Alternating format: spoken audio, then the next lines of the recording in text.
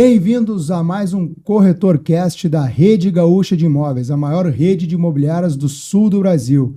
E hoje eu vou conversar com o Felipe Melnick, diretor comercial da Melnick Vendas, né? Melnick, né? Da Não tem mais Melnick ainda, né? Não tem mais Melnick. Já entrou aí, Filipão. Filipão, bem-vindo aí ao nosso podcast, né? A gente criou esse podcast aqui para agregar no mercado imobiliário e trazer informação para os corretores de imóveis, né? E hoje o nosso tema aí é sobre o futuro do mercado imobiliário em Porto Alegre, né? Apesar que a Melnick está na praia também aí, fortemente. O Felipe acabou de falar aqui que estourou um lançamento lá. Vamos começar por aí? Vamos começar pelo que é bom, né? Venda, né? Graças a Deus, hoje a gente teve mais um lançamento e sucesso absoluto. Nós tínhamos um lançamento anterior na praia que foi vendido em 9 segundos.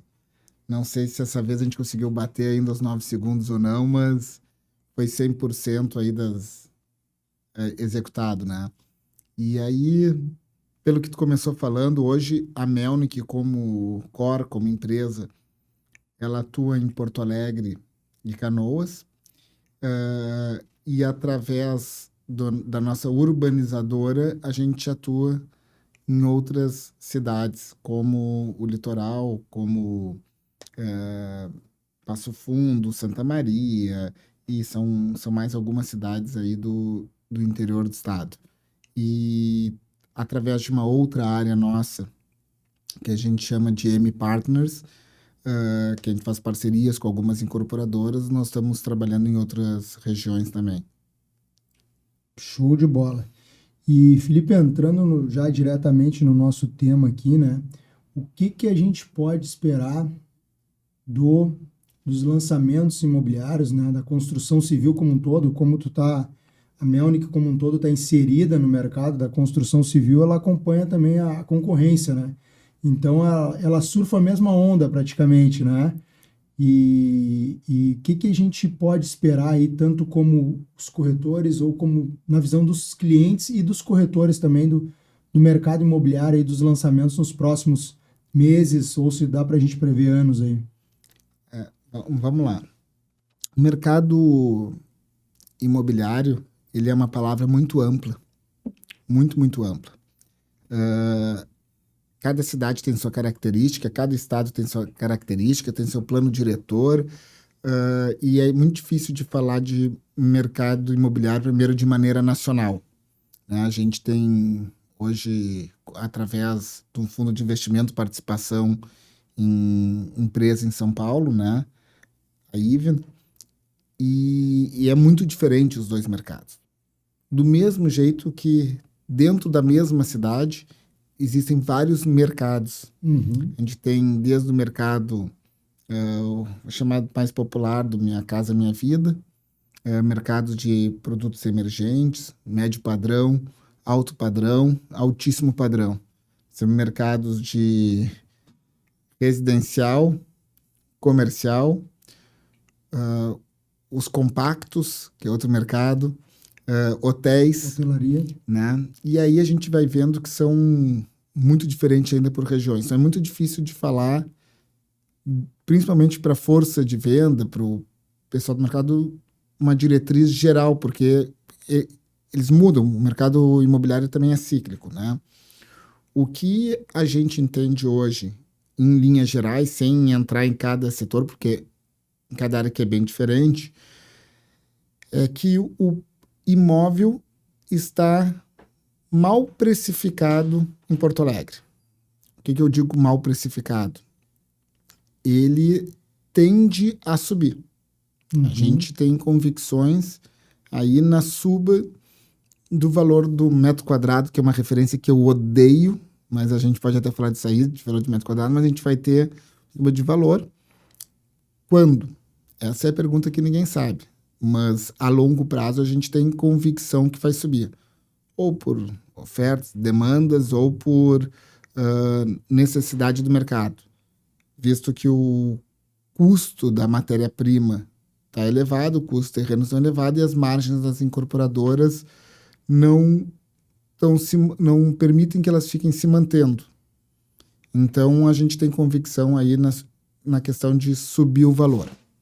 Esse é um ponto. Está mudando, vai mudar o valor do metro quadrado. A gente adquire muitos terrenos, às vezes com recursos próprios, às vezes com parceiros, e cada terreno que a gente está adquirindo e a gente olha o produto que nós vamos construir com o custo de produção atual versus um produto que a gente está entregando e quanto está sendo vendido, a conta não fecha. Exemplo, estou vendendo lá no Grand Park Eucaliptus, em torno de 7.000, 8.000 metros. E se eu fosse fazer um produto exatamente igual àquele ali, ia me custar em torno de... E eu ia ter que vender a 12.000 metros. E eu falo assim, pô, então não vou lançar, porque se tá difícil de vender a 7, como é que eu vou fazer a 12? Só que estão acabando esses aí, que as incorporadoras estão entregando pela...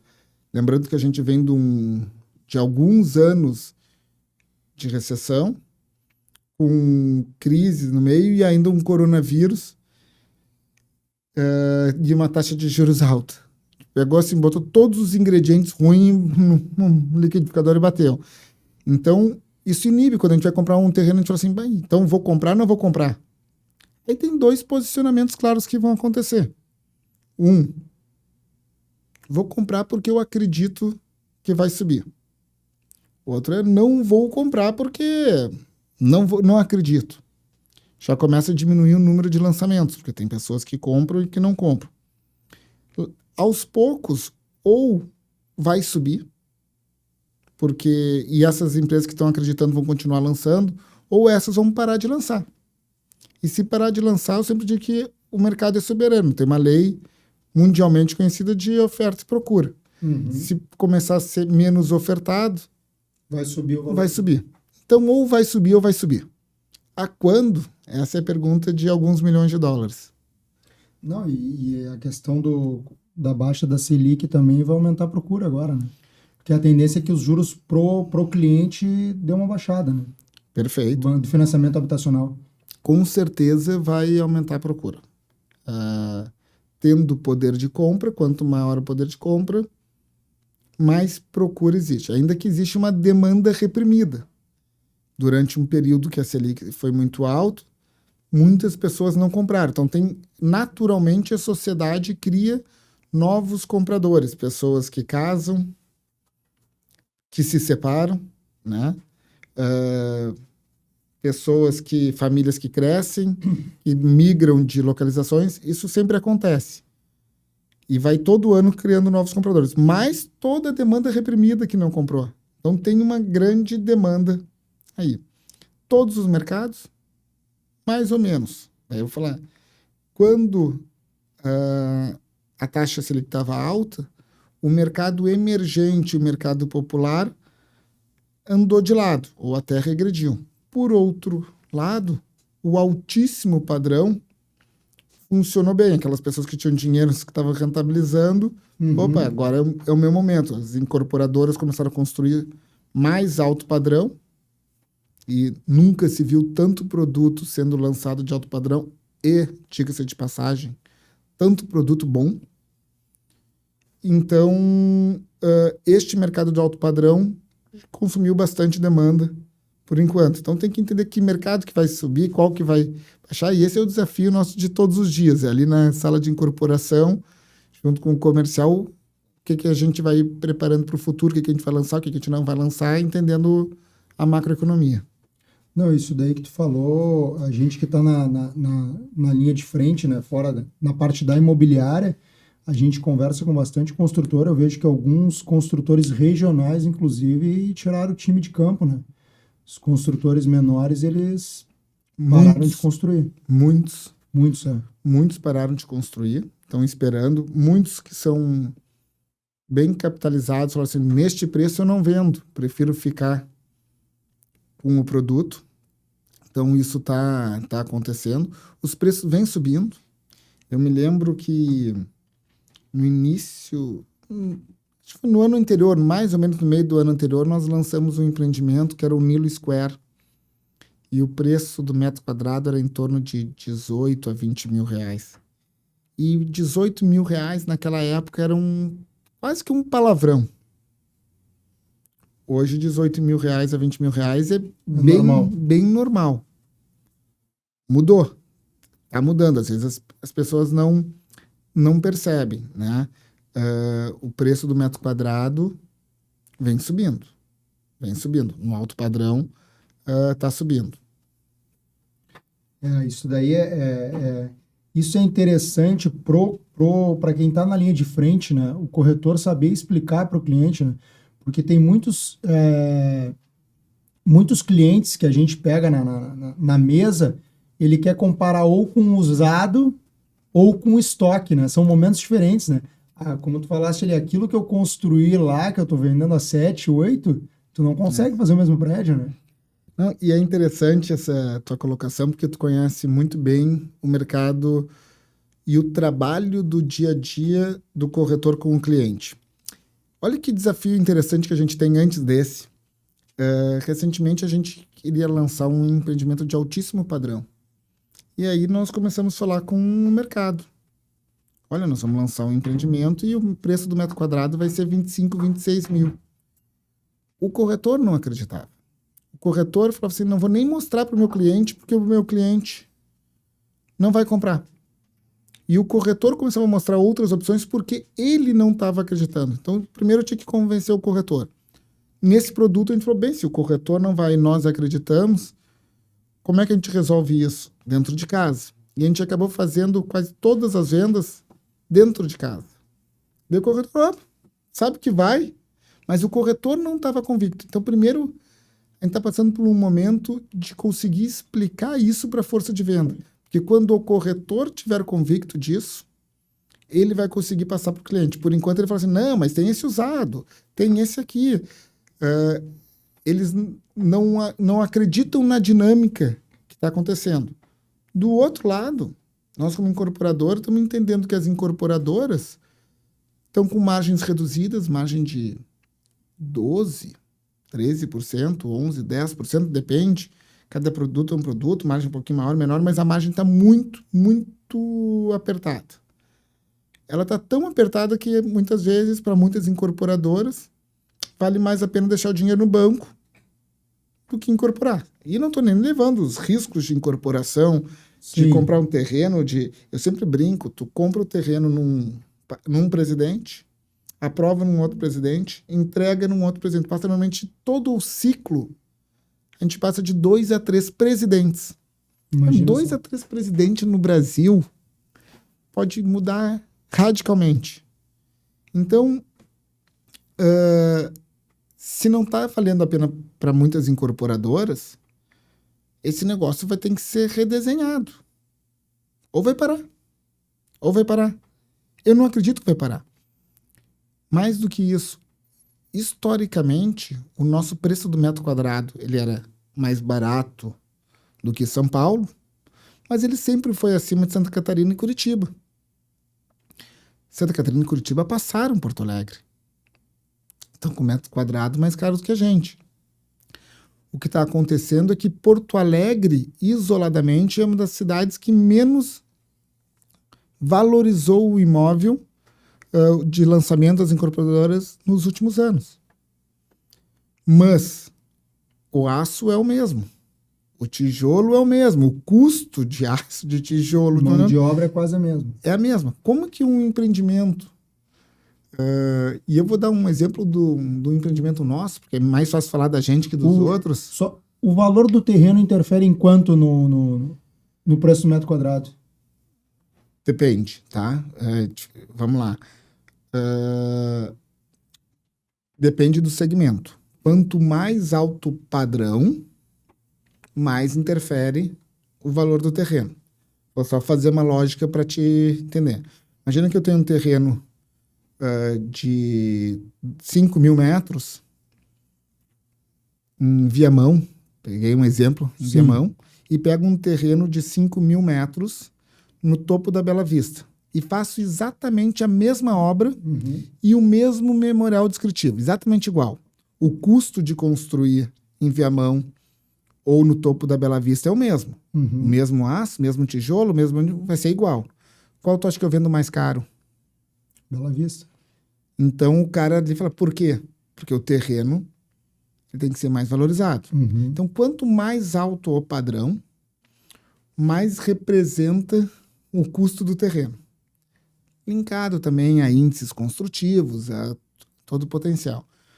O custo do terreno pode representar em torno aí de 40% num altíssimo padrão, estrelinha, plus, com tudo. Sim. Né?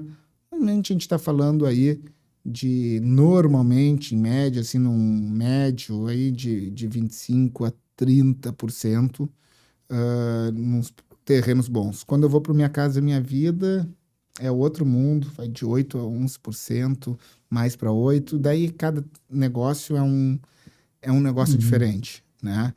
Mas o custo do terreno, obviamente, ele é algo importante. E o custo do terreno carregam outras coisas junto com o custo do terreno. Eu pago um terreno e vou aprovar um projeto, demora para aprovar, o taxímetro ligou. Uhum. E se eu começo a ver que mudou o mercado e aqui que eu poderia construir um tipo de produto, agora eu tenho que construir outro, tem que reaprovar, o taxímetro está ligando, está ligado, está cobrando, está custando. Então, as incertezas de lançamento vão sobrecarregando os custos do terreno também. Entendi. Isso é muito bom, né? Porque o mercado às vezes não entende essa diferenciação de valor, né? Às vezes é o mesmo empreendimento bem parecido, mas em regiões diferentes, mas o preço do terreno influencia muito, né? E às vezes também é um endereço exclusivo, né? Eu pego, por exemplo, Cidade Nilo ali. Ali é um produto atípico, um terreno talvez os mais nobres, eu acho que já passou pela empresa, né? Terreno de muita frente, avenida, frente praça, tem todas as características nobres, e ele vai continuar valendo e ganhando valor por muito tempo. Não é à toa que na construção civil a máxima é localização, localização e localização. Depois de 10 vezes localização que tu entra nos outros pontos. Então, o custo do terreno está agregado ao que ele coloca. Mas é interessante pensar que a construção civil ela tem muita igualdade. No mesmo terreno, todo mundo pode construir exatamente a mesma coisa. Eu não posso construir mais ou menos. Eu sou uma empresa maior, então eu tenho direito de construir mais. Tem um plano diretor hoje que diz qual o potencial construtivo de cada terreno. Normalmente o custo do terreno é o mesmo para cada um, pode negociar um pouquinho melhor, um pouquinho pior, mas é parecido. Então todos jogam o mesmo jogo. O que é a diferença? É a capacidade de uma incorporadora de entender qual é o produto certo para aquele terreno. E é exatamente por isso, e eu costumo dizer muito isso, que a construção civil, se não é o maior mercado do mundo, é o segundo maior mercado do mundo, ou é o terceiro maior mercado, mas é um dos maiores mercados do mundo. Quais são os outros grandes mercados do mundo? Farmacêuticos. Se eu te perguntar empresas da farmácia, tu conhece. Bebida. Se eu te perguntar empresas de bebida, tu conhece. Supermercados, grupos mundiais, tu conhece. Me diz uma incorporadora mundial que tu conhece. É difícil, né? Por que não tem, se é um mercado tão grande, por que não tem uma incorporadora mundial? Porque os ganhos de escala, os ganhos que a construção traz, não existem, eles são muito pequenos. O que interessa mesmo que existe é o conhecimento daquele plano diretor, daquele lugar para fazer o melhor produto para aquele terreno. E olha Porto Alegre, que a gente conhece bem. Eu costumo dizer assim, a gente tem nossa sede ali na Carlos Traem Filho, esquina com a Anitta. Uma quadra para cima, a gente está lançando um empreendimento agora de apartamento de 540 metros. Apartamento de 10, 12 milhões o apartamento. Se eu pegasse uma quadra para baixo, eu não tenho coragem de lançar apartamento de 100 metros. Como é que em uma quadra tu pode lançar 500 metros e outra quadra 100? Tu acha que não é lá da China, dos Estados Unidos, da França, de Londres, num Google Earth que tu vai saber essa diferença. É pé no barro. Sentir o cheiro, entender o tipo de produto. Por isso que a construção civil é muito local. Tem que ser alguém que entenda esta pequenas diferenças, o momento dessas diferenças. Tem momentos para lançar que não tem, para conseguir lançar o produto certo, precificar para o consumidor. Então tem que ter todo esse conhecimento aí, que é a grande diferença de uma incorporadora e de outra. É a capacidade de entender macroeconomia, momentos, produtos. Não, e esse é o grande segredo do sucesso da Melnick nos lançamentos aí, que a Melnick sempre em todos os lançamentos aí tem um percentual muito alto de venda já no pré-lançamento, né? E acho que esse é um dos grandes, a gente vem acertando bastante, graças a Deus. Ainda no mundo moderno, que a gente fala, o mundo das startups, que fala, não, tem que testar tudo, acertar e errar, pode errar, assim tem que ir. A construção civil não permite errar. Então a gente está num mundo que tem que dizer, não, tem que tentar autonomia, deixar todo mundo aprender e errar, a gente não pode. Um erro na construção civil representam 10 acertos. Não tem espaço.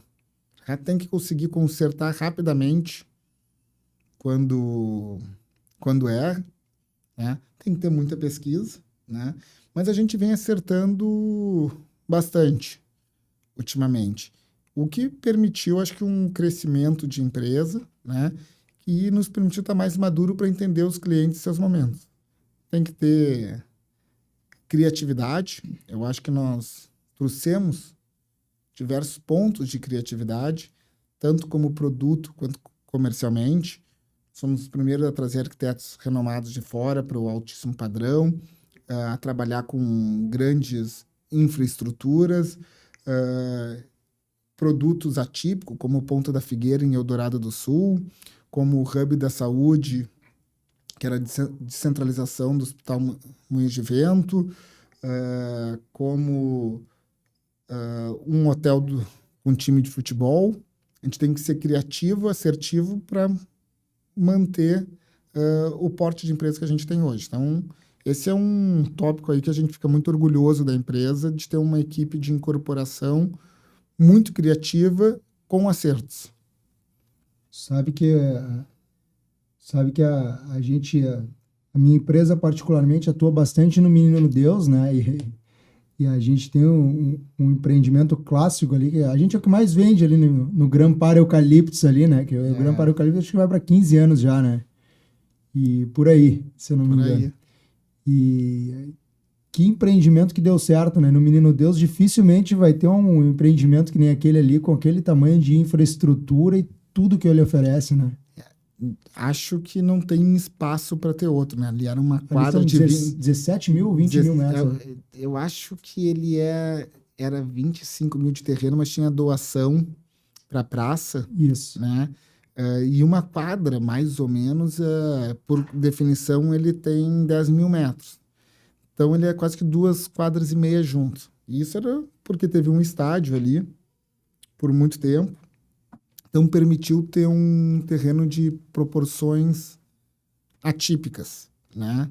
E eu me lembro quando a gente foi comprar esse terreno, de um grande amigo, era CEO de uma incorporadora que não está mais atuando agora no estado, que ele falou assim, vocês são loucos pelo que vocês estão pagando. Não vai... Vocês passaram do limite no valor.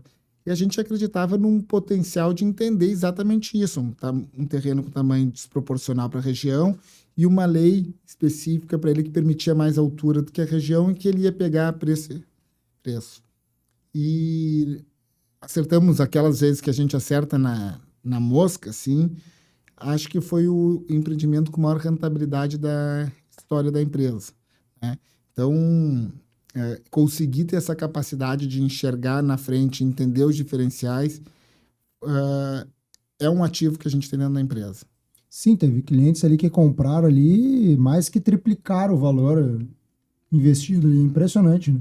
Que a gente acompanha bem ali. Tem gente que tem apartamento até hoje, ele não quer vender, né? Tá desocupado ainda, né? Tem uns 2 ou 3 ali que estão desocupados. Impressionante. E ainda ele é de grande porte, são muitas torres, muitas unidades. 7 torres. Então, quando tu pega, tu diz assim, sempre muito apartamento à venda, então às vezes é difícil quando tem muita unidade, mas ali não, sempre quando tem, é bem precificado. Não, entra ali e vende. Entra ali e vende. Entra, vende ali. Ali a gente tem fila de espera ali praticamente. Se estiver dentro do preço, vende, né? Mas uma questão importante, Felipe, falando nessa linha do investimento, né? A gente vê aí que muito, apesar do preço do metro quadrado, muita gente ainda bate, tá caro, tá caro, tá caro. Mas a gente que já está há um tempo no mercado imobiliário, né? A gente não vê o imóvel, ninguém perder dinheiro, né? O imóvel sempre valoriza, as pessoas sempre ganham, né? Quem compra no pré-lançamento, no lançamento sempre ganha, ou na fase de obra ali, sempre ganha. Eu costumo dizer assim que para comprar um imóvel com um preço bom, compra 5 anos atrás. Sempre 5 anos atrás ele era barato e sempre agora ele está caro. Daqui 5 anos vão falar que agora vai barato e sempre vai indo, né? O imóvel tem essa característica. E a outra questão que tu falou assim de ganhar dinheiro, eu me lembro que eu dei uma palestra que era para um grupo jovem. E eles esses jovens trabalham muito na bolsa, eram jovens empresários, e aí me trouxeram para falar com eles. E aí eu comecei perguntando para eles quem ali já tinha investido em ações. Obviamente todos levantaram a mão. Eu perguntei para eles quem já tinha ganho dinheiro com ações e quase todos levantaram a mão. Quem já tinha perdido dinheiro com ações? E todos levantaram a mão. Eu falei, quem é que já investiu em imóvel? Era quase nenhum. Eu falei, se eu tivesse feito essas mesmas perguntas há 50 anos atrás para os avós de vocês, para os pais de vocês, eram ao contrário as respostas. Poucos teriam investido em ações e quase todos em imóveis. Mas desse que investiu em imóveis, quem já perdeu dinheiro com o imóvel? Ninguém levantou a mão. Cara, perder dinheiro com o imóvel é muito difícil. Talvez vai ter uma janela pequenininha de 1, 2, 3 anos, mas a longo prazo, imóvel sempre bate como o retorno, o melhor tipo de retorno, o melhor investimento financeiro. Isso aí na prática a gente vê, né? E é impressionante porque a renda da maioria das pessoas não acompanha a valorização do imóvel, né? A gente vê porque que a gente trabalha bastante lançamentos também, e às vezes a gente vai atender o cliente no lançamento, depois ele, não sei se vai dar, se esse prédio vai sair mesmo, eu acho que a construtora vai quebrar. Aí ele volta depois de 3 anos, né? Aí ele quer comprar, só que a renda dele não acompanhou a valorização do imóvel. Ele quer comprar o mesmo imóvel, ele não tem condições financeiras. Essa história a gente conhece, assim, 10 mil vezes, né? E é exatamente isso daí. É exatamente. De novo, não adianta pegar cortes pequenos da história de 1, 2 anos. Pega um cortes de 10 anos, 15 anos, tu vai sempre ver essa história. Se tu pegar pequenos cortes, tu vai ver um cara ia comprar e resolveu aplicar em Bitcoin e aí vendeu 3 meses depois e ganhou. Fez um baita negócio. Esse cara fez. Se pegar esse mesmo cara e esperar mais um pouquinho, já não ia mais valer a pena. Então, cortes pequenos da história podem mostrar amostras distorcidas. A longo prazo, o imóvel sempre está sendo o melhor investimento. E, Felipe, uma dúvida que sempre surge no mercado, como é que vocês estão vendo aí essa parte a gente passou por uma pandemia, né, que as pessoas acabaram olhando mais pelo imóvel, acabaram querendo mais espaço, né, acabaram querendo imóveis maiores, teve até um movimento de muita gente indo morar na praia, né, casas, tinha condomínios de lotes em Porto Alegre que até então não tinha vingado, acabaram explodindo, né. Perfeito. E agora a pandemia passou e está vindo um grande movimento aí de apartamentos bem compactos, né, de 20 metros quadrados, 17 metros quadrados. Como é que tu vê esse movimento todo aí no mercado imobiliário gaúcho, né? Que hoje o mercado imobiliário gaúcho, ele tem espaço, já botando na pergunta junto, espaço para Airbnb, né? Mas será que tem tanto espaço por não ser uma cidade tão turística? Vamos lá, vamos falar de Porto Alegre, aqui da construção civil. sempre tem a bola da vez. Eu me lembro que uma época eram salas comerciais, Sim. depois teve uma época que foram as lojas, lajes, já teve uma época que as lajes comerciais foram. Então, quando começam estas ondas a funcionar, o mercado inteiro se atira e começa a lançar. O medo que a gente tem é de super oferta. Então, nós já estamos um pouco receosos desses super compactos. Inclusive, nos nossos últimos lançamentos, nos próximos, a gente não está indo mais para o super compacto. A gente redesenhou ele um pouco.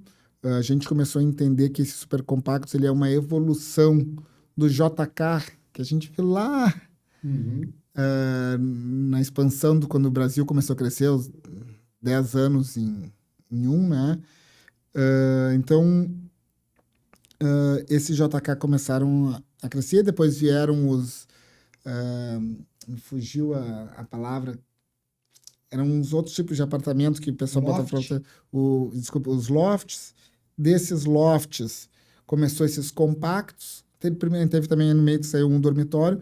Mas, na prática, quando a gente começou a entregar esses super compactos, muita gente, quando começou a morar ali, falou, mas não tá tão legal. É difícil eu dividir um super compacto com meu colega para estudar. Um quer ficar na sala e outro quer ficar na cama e o barulho não tá dando, vai cozinhar e tem o cheiro da comida e o outro tá dormindo. Na prática, morar nesses super compactos tem o benefício, sim, da localização, mas ele não tá tão agradável. Então, a gente começou a fazer uma mudança de projeto e inverter esses super compactos. E vai ser difícil de falar aqui, mas eles têm, normalmente eles eram apartamentos com 4 metros mais ou menos de boca e uns 5 metros de profundidade, e ele era uma peça só. Quando a gente inverteu ele para botar mais frente, eu consigo dividir em 2 peças. Eu tenho uns 6 metros de frente e uns 4 de profundidade, eu consigo botar 2 peças e ter o melhor tipo de moradia. Quais são os meus problemas? Eu preciso de mais fachada e mais corredor. Ele custa um pouquinho mais caro. Mas a gente tem a convicção que mesmo ele sendo um pouquinho mais caro, vai chegar depois na hora de locar. Se não é bom para morar, depois não vai ser bom para locar. Que a pessoa prefere pagar R$100 a mais e conseguir ter 2 ambientes. E eu acho que vai mudar um pouco esse layout desses super compactos. Nós também estamos preocupados com a super oferta. Tem uma grande oferta desses super compactos, porque eles trouxeram para o jogo pessoas que queriam investir na construção civil, mas que não tinham muito capital, né? Com entradas de 7 mil, 20 mil em 3 meses, que eu não sei como vai ser lá no final, na hora de tirar financiamento. Então, aí tem que ver o ciclo inteiro. A gente está olhando com atenção, não só nós, o mercado inteiro está falando, opa, se não se lançou demais, mas obviamente está vendendo e tem gente que quer continuar a lançar. Nossa sensação é que tem que dar pisar no freio um pouco sobre esses super compactos que tem por aí, né? Foi a modinha, tá indo, agora tem que ter criatividade de encontrar outros produtos. Porque Porto Alegre não é uma cidade tão turística, né? Que a gente vende muito com a questão do Airbnb, né? Então, como não é uma cidade que tem tanta... Eu não sei como é que é o estudo de demanda para isso também. Ele tem um estudo que ele é interessante, tá? Não é bem só esse estudo. Por que as pessoas moram nos super compactos? Porque eles querem morar bem localizado, perto de tudo, e não têm condições financeiras de morar perto de tudo. Então, como as cidades vinham crescendo, quanto mais uma cidade cresce, quem tem menos recursos vai ter que ir morando mais longe, ou menor bem localizado. Só que o censo vem nos mostrando que Porto Alegre não veio crescendo. Pelo contrário, a média, a natalidade está muito baixa. Uma tendência de diminuição da cidade.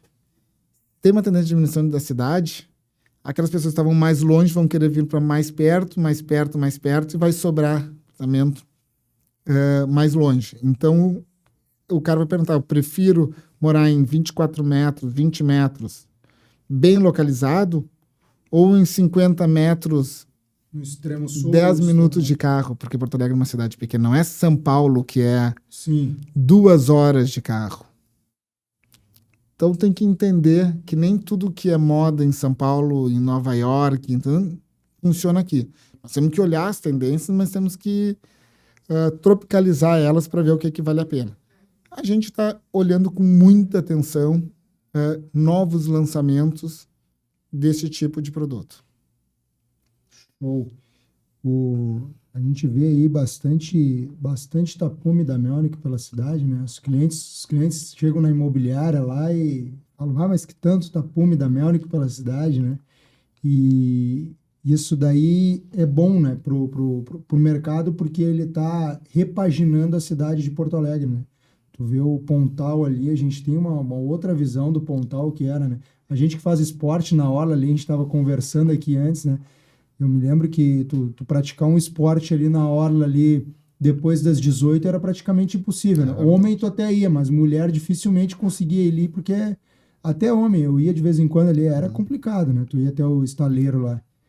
E o que a gente agora tá repaginando lá também, vai fazer os bombeiros lá, né? Perfeito.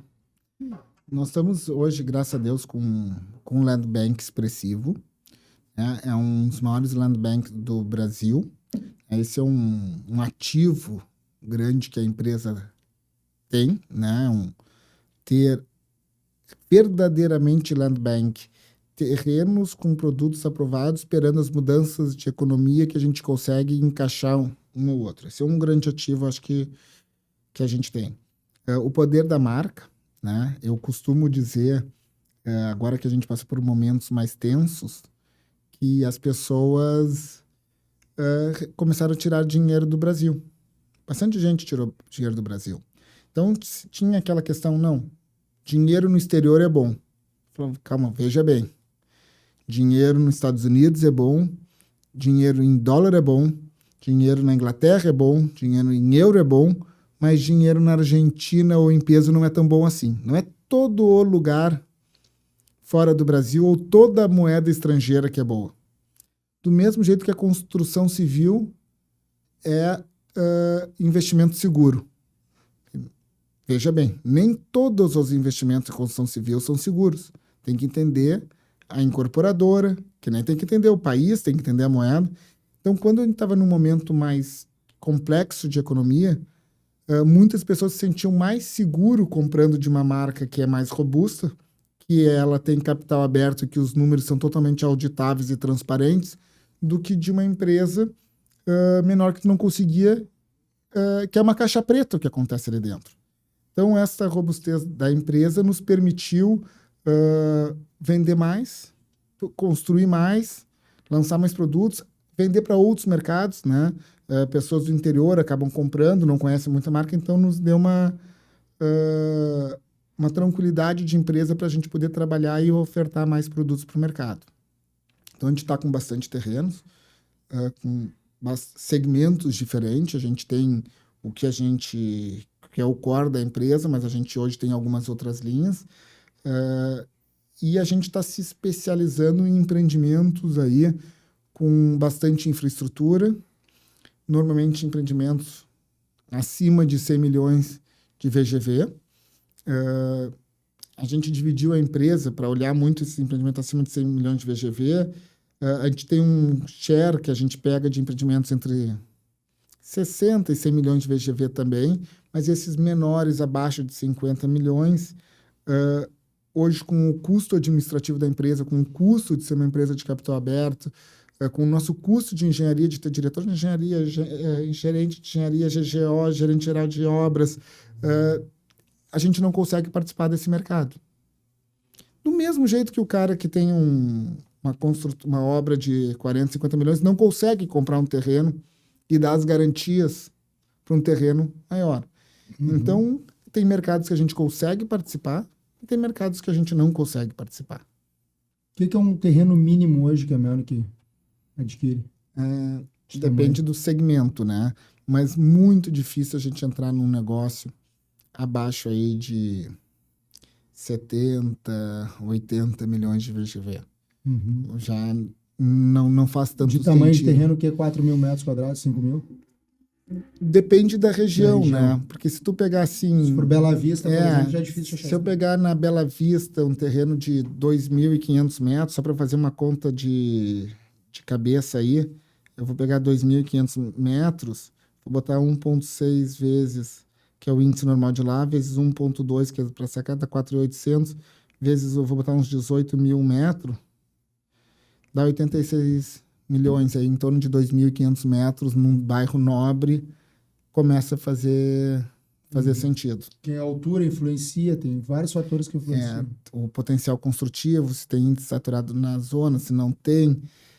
O jogo não é fácil, a gente fica ali com criatividade, olhando como conseguir trazer para o mercado produtos que atendam, né? E acho que é até legal falar que nós temos primeiro, nós somos uma empresa de Porto Alegre aqui, que nós éramos uma empresa muito pequena. De uma empresa pequena, nós éramos uma empresa média. De uma empresa média organizada. De uma empresa média organizada, uma empresa grande. De uma empresa grande, nós somos uma empresa que fez um IPO, uma abertura de capital, a primeira empresa do sul do Brasil. E tudo que a gente construiu aqui foi graças a Porto Alegre. Então, nós retribuímos muito para a cidade. Tentamos retribuir o máximo possível, que é a maneira que a gente tem de retribuir. E a gente tem um propósito transformacional de transformar Porto Alegre uma cidade melhor, com as características de Porto Alegre. O que eu digo com as características? Não posso botar como propósito transformar Porto Alegre na melhor praia do Brasil. Não adianta, não tem essas características. Mas a gente entende que tem praças, árvores, trazer o rio para o meio da cidade e produtos transformacionais. São os produtos que a gente ama. Esses produtos que mudam uma região. Como citou Cidade Nilo, como eu posso falar do Ponta da Figueira, como a gente pode falar do Carlos Gomes Square, do Nilo Square. São produtos que mudam uma região. Esses são os produtos que a gente é apaixonado. Pontal. Nós somos apaixonados por esses produtos. Infelizmente, nem todos os terrenos são transformacionais. Mas quando eles aparecem na nossa mão, a gente quer mudar a cidade. Isso, para a gente, é um propósito de empresa e é a paixão que a gente tem por Porto Alegre. Maravilha. Não, isso aí é interessante, né? Porque o cliente também, a Melnick, com o tamanho que ela atingiu, né? A gente, infelizmente, aí tem histórico. O pessoal cita muito a Incol, a antiga Incol, né? Que acho que foi na década de 90 por aí. Plano 100. Plano 100, né? Que não deu certo ali e o cliente às vezes fica inseguro, né? O cliente que está que tá comprando imóvel, ele, mas é o cliente mais antigo, né? O mais novo, mas o cliente aquele mais antigo que viu toda a história da Incol que aconteceu em Porto Alegre, ele fica com receio, né? Qual é a segurança, a tranquilidade que o cliente pode ter na hora de comprar um apartamento no pré-lançamento, no lançamento, durante a obra? Eu acho belo o questionamento. Primeiro, a Incol foi uma empresa certa na época errada, né? Segundo, a Incol e muitas empresas consultoras que quebraram, elas quebraram tentando crescer rapidamente. E esse é um grande risco que tem no Brasil para qualquer negócio. Crescer rapidamente num país que a macroeconomia oscila muito, que tu sai de crise para otimismo e otimismo para crise rapidamente, é complexo. Mas pós-Incol, o mercado de construção mudou muito, principalmente pelas leis de SPE, que dão proteções e patrimônio de afetação. Foram mudanças que ocorreram. Obviamente, as pessoas têm que ter medos, né, insegurança para entender, mas acho que vale a pena pesquisar as empresas. Hoje, nós somos uma empresa de capital aberto, que fica transparente esses dados, e com muito caixa. Né? Eu não sei do dado de hoje exato, mas eu lembro que a última vez que eu vi, a gente estava com 650 milhões em caixa, que é um valor aí bem robusto para se ter, sendo que normalmente incorporadoras jogam endividados e nós somos zero endividados. E jogam porque é bom jogar endividado. A gente é muito, muito cauteloso. Às vezes a pessoa olha, tapume aqui, tapume ali, tapume lá, mas não sabem quantos não a gente diz e quanto a gente luta para manter no que a gente acha de patamar saudável, e somos muito, muito cautelosos. É uma característica da empresa. A gente só cresce por adjacentes, por coisas que a gente conhece, não nos arriscamos em novos mercados. Quando a gente foi entrar, exemplo, para ver um mercado popular, que a gente entrou com a Open, nós entramos com um prédiozinho, depois outro prédiozinho. Vamos ver, vamos dar uma olhada, mas a gente lançou, acho que, empreendimento de 40 milhões, sobre 1 bi, acho que eu vou ter lançado bruto 1 bi 400. 40 milhões é 3%. Então, a gente é muito cauteloso, acho que isso é importante. Maravilha, então, Felipe. A gente está chegando ao fim do nosso Corretor Cast aqui, né? Queria agradecer a tua presença aí, agradecer também a parceria aí. O pessoal da Rede Gaúcha faz bastante negócio, né? A Rede Graças Gaúcha, a Deus. nós já estamos com 60 imobiliárias, né? Inclusive a Raulzinho da Melnick está na rede também, né? Eles têm que começar a vender o vulso lá também, eles só vendem Melnick, né? Se não vender... Não provoca o Michel, não provoca o Michel ali. O Michel é fantástico, tá fazendo um trabalho maravilhoso na Raulzinho, né? E a rede sempre foi nossa parceira, né? Há bastante tempo, a gente conhece bastante gente e é muito bom trabalhar com a rede. São imobiliárias muito sérias. Acho que vocês têm um trabalho ali de se escolher e deixar só entrar os melhores. Isso aí é muito bom. A Rede Gaúcha está há 30 anos já, quase, no mercado. 28 anos a gente fez esse ano, né? 28, né, Lucas? 28 anos a gente fez esse ano. E tem uma muito bom ter essa parceria aí com a Melnick, que a gente vem fazendo aí nos lançamentos aí, nos empreendimentos da Melnick. Então, queria te agradecer mais uma vez aí, em nome de toda a diretoria da rede, e que a gente continue fazendo bons negócios aí, ótimos negócios, né? E o espaço está contigo aí, se quiser dar um recado final para os ouvintes aí. Agradecer, sempre agradecer, né? Acho que hoje a gente tem muito mais a agradecer do que pedir, né? Eu costumo dizer que a Melnick hoje ela não vende imóveis, ela só vende através de imobiliários, né? Ou seja, pela imobiliária própria da empresa, que é a Raulzinho, ou através de outras imobiliárias e corretores de imóvel. Então, o corretor, seja autônomo, seja de imobiliária, são os nossos grandes parceiros.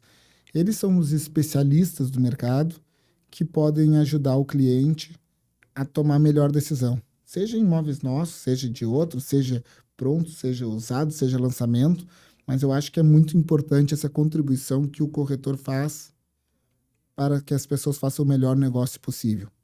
E quando eu digo melhor negócio, não é só melhor preço, às vezes é mais segurança, mais tranquilidade, mais conhecimento.